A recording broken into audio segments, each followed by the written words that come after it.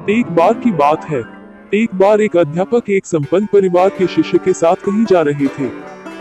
तो उस शिष्य को कुछ मजाक सूझी क्योंकि उसको रास्ते में किसी गरीब मजदूर के जूते दिखाई दिए। उसने अध्यापक से कहा, गुरुजी, अगर हम इन जूतों को छुपा दे तो कितना मजा आएगा।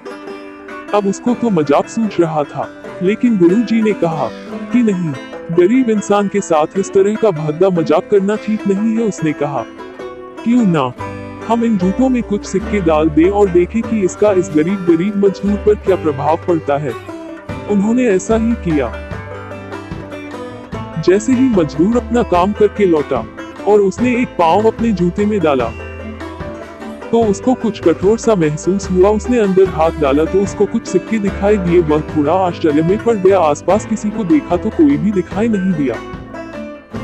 वापस उसने दूसरा पैर अपने जूते में डाला और वापस उसको उसमें कुछ सिक्के दिखाई दिए।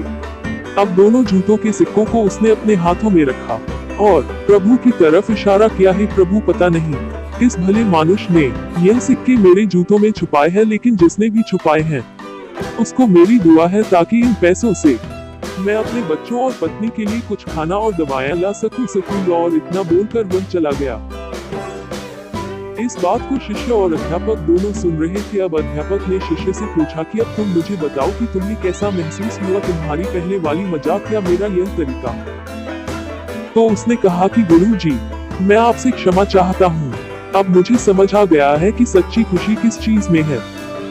जब हम किसी की मजाक उड़ाते हैं तो हमें कुछ पल का आनंद मिलता है, लेकिन इससे हमें बहुआ मिलती है।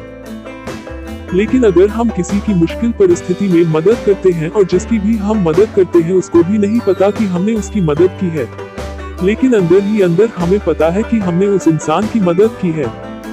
यही सच्ची खुशी है। जब हम दूसरों को खुशी देते हैं तो हमें सच्ची खुशी मिलती है। और दान करते रहिए जिसके भी आप काबिल हो। जितना भी आपसे बन पड़े दान करें, लेकिन दान जरूर करें। इसका मतलब यह नहीं है कि आपको कंपलसरी या अनिवार्य रूप से इतने रुपए दान करने ही चाहिए, क्योंकि हर किसी की जरूरत अलग अलग हो सकती है। अगर आप किसी को पैसों का दान नहीं कर सकते तो कम से कम चीजों का दान तो कर ही सकते हैं। मुझे पूरी उम्मीद है कि यह हॉट टचिंग आपको जरूर अच्छी लगी होगी। आपका कीमती समय देने के लिए दिल से शुक्रिया।